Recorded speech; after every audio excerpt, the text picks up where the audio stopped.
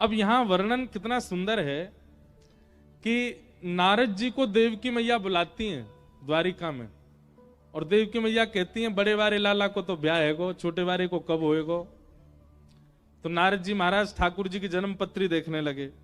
अष्टमी को जन्म हुआ, इतने इतने समय पर हुआ, आदि आदि सारे ठाकुर जी की जन्म पत्री बनाई, और जन्म पत्री बना करके और बोले मैया तुम्हारे लाला के तो अनेक ब्याह होंगे, लेकिन बड़ी योजना बनानी पड़ेगी, बहुत बहुत मशक्कत करनी पड़ेगी, तब जाके ब्याह होंगे तुम्हारे लाला के।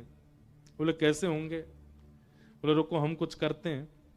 तो नारद जी विचरण करते करते करते एक दिन विदर्भ पहुंचे, और विदर्भ में भीष्मक राजा ने नारद जी का स्वागत किया। तो नारद जी जैसे ही पहुंचे तो राजा ने प्रणाम किया, उनकी पत्नी ने प्रणाम किया, बड़े पुत्र दूसरे तीसरे चौथे पांच सब पुत्रों ने प्रणाम किया। सबसे अंत में प्रणाम करने के लिए आई रुक्मणी। रुक्मणी जी को जैसे ही नारद जी ने देखा और उनके प्रणाम के स्वभाव को, उनका संतों के प्रति जो व्यवहार था और जो उनका स्वभाव था, उससे नारद जी बड़े प्रसन्न हो गए। नारद जी के चित्त में और कुछ नहीं आया, सीधे यही आया, बोले ये तो ठाकुर जी को ब्याह होना चाहिए, इनका तो ठाकुर जी से होना चाहिए। देखो संत महापुरुष यदि मन में सोच लें कि इसको ठाकुर जी मिलने चाहिए, तो फिर ठाकुर जी मिलेंगे, चाहे जैसे भी मिलें। आपके घर पधरामनी होती है ना, तो आप ये मत देखा करो व्यवस्था कितनी करें, आपके व्यवहार से पता कर लेंगे संत कि आप कैसे हो, और उसी से ही वो प्रसन्न होकर के अगर उन्होंने सोच लिया कि इसको ठाकुर जी मिलने चाहिए तो मिलेंगे। नारद जी ने रुक्मणी जी के प्रति मन बना लिया, इनको ठाकुर जी मिलने चाहिए, पर कैसे मिले? तो भागवत जी में वर्णन आता है कि नारद जी ने असंख्य कथा वक्ताओं को बुलाया और कथा वक्ताओं से कहा, बोले देखो विदर्भ में एक नियम है कि जो भी कथा वक्ता वहां से गुजरते हैं, भीष्मक राजा को अगर पता चल जाए तो वो उनकी कथा जरूर करवाते हैं 7 दिन की। तो आप सब लोग बारी बारी से विदर्भ जाओ, और विदर्भ में जब भीष्मक राजा आपकी कथा कराएं तो आपको केवल एक ही कथा करनी है, क्या? द्वारिकाधीश के रूप का वर्णन, स्वभाव का वर्णन, गुण का वर्णन, सौंदर्य का वर्णन, चाल का वर्णन, ठाट का वर्णन, केवल, और कोई ज्ञान वैराग्य की कोई चर्चा नहीं, केवल ठाकुर जी ठाकुर जी। वो ठीक है। अब महाराज व्यास जी जाने लगे, विदर्भ जाते, भीष्मक राजा उनको बुला के सम्मान से कथा कराते।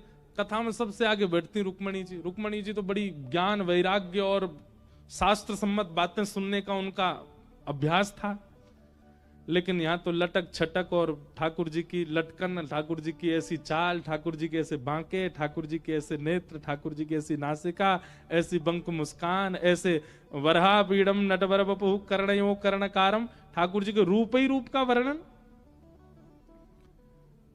एक कथा रुक्मणी जी ने सुनी, बोले ठीक है अच्छी बात है रूप का इतना वर्णन, पर कुछ ज्यादा ही रूप रस का वर्णन किया गया, कोई बात नहीं, व्यास जी का शायद वैसा ही स्वभाव होगा। दूसरे व्यास जी आए, दूसरे व्यास जी से कथा हुई तो उनने भी वही किया, ठाकुर जी के रूप का वर्णन, चाल ऐसी चलते हैं, बैठते ऐसे, पीतांबरी ऐसी पहनते हैं, उनमें से चंदन की सुगंधी आती है, नेत्र ऐसे मटकाते हैं, भौं ऐसे चलाते हैं, कान ऐसे हैं। रुक्मणी जी बोली ये भी रूप का ही वर्णन। तीसरे कथा वक्ता है, उन्होंने भी रूप का ही वर्णन, वंशी ऐसे बजाते हैं, पीतांबरी ऐसे पहनते हैं, गोपियों के संग ऐसे करते हैं। रुक्मणी जी बोली क्या हो गया, सारे वक्ता केवल रूप सौंदर्य का वर्णन कर रहे हैं। सुनते सुनते सुनते सुनते 15-20 कथाएं सुन ली रुक्मणी जी ने। अब तो व्यास जी से पहले रुक्मणी जी बता देती, हाँ टेढ़ी चाल चलेंगे, बाकी अदा है उनकी, ऐसे वस्त्र पहनते हैं, ये सब भागवत जी में बहुत सुंदर वर्णन है। रुक्मणी जी पहले ही बता देती हैं, बोले आज आप उनकी वंशी का वर्णन करने वाले हैं ना, उसमें 6 छिद्र हैं, वो अपने अधर पर रख लेते हैं, पलकों से पंखा झलते हैं, उंगलियों से चरण दबाते हैं। हाँ हाँ देवी यही वर्णन करना। बोले सुना है मैंने। अधिक सुनने के कारण अब क्या होने लगा कि रुक्मणी जी इतना सुन चुकी हैं ठाकुर जी के रूप सौंदर्य को, अब वो कहीं भी मोर पिच्छ दिखती हैं तो उनको मोर का स्मरण नहीं होता, मोर पिच्छ दिखती उनके नेत्र बंद हो जाते हैं। वरहा पीड़म, आहा, मोर मुकुट पहनते हैं। फिर अपने आप को रोकती हैं, अरे ये रुक्मणी तू क्या चिंतन करती है, ये किसको सोच रही है, चल आगे चल, मोर पंख है, मोर होगा आसपास। इतने में ही कोई सखी चंदन की छिड़काव कर देती है, सुगंधी जाती, नेत्रबंद हो जाता है। आहा, व्यास जी बता रहे थे उनके तन में से चंदन की सुगंधी आती है, वो जैसे चलते हैं तो चंदन की सुगंधी से पूरे ब्रजमंडल को आच्छादित करते चलते हैं। फिर रुक्मणी जी नेत्र खोलती है। ये तो रुक्मणी क्या सोचती है, उनके रूप का क्यों चिंतन कर रही है इतना। अब तो रुक्मणी जी की स्थिति हो गई कि भोजन खाने बैठती हैं तो दाल में पड़ा हुआ काला जीरा भी उनको श्याम सुंदरी दिखाई देते हैं, गुलाब जामुन ठाकुर जी के गाल दिखाई देते हैं, कहीं स्वर सुन ले तो नेत्र बंद हो जाता है नृत्य करते हुए ठाकुर। मतलब कथा के द्वारा रुक्मणी जी के मन, बुद्धि, चित्त, रोम रोम में कृष्ण भर गए। अब तो चाह करके भी रुक्मणी जी उनका चिंतन नहीं छोड़ पाती। रात में स्वप्न भी श्री कृष्ण के आते हैं, उठती हैं तो श्री कृष्ण, चलती हैं तो श्री कृष्ण। कहां बताएं, कथा सुनते सुनते स्थिति ये हो गई कि स्वयं कभी कभी पीतांबरी पहन लेती हैं, सिर पर पाग बांध करके मोरपिच्छ लगा करके पत्रावली का श्रृंगार करती हैं, गौशाला जाती हैं, रुक्मणी जी स्वयं कृष्ण बन जाती हैं। चिंतन करने तमाल वृक्ष को देख के दौड़ती हैं, आलिंगन कर लेती हैं, ये मेरे श्री कृष्ण। कथा ने ऐसा परिवर्तन कर दिया रुक्मणी जी के चित्त में। अब तो रुक्मणी जी की स्थिति ऐसी हो गई, अब तो कृष्ण ही चाहिए और कहीं नहीं जा सकते। सब व्यास इकट्ठे हुए नारद जी के पास। नारद जी बोले मिशन सक्सेसफुल हो गया, काम हो गया, अब रुक्मणी जी ठाकुर जी से ब्याह करेंगे।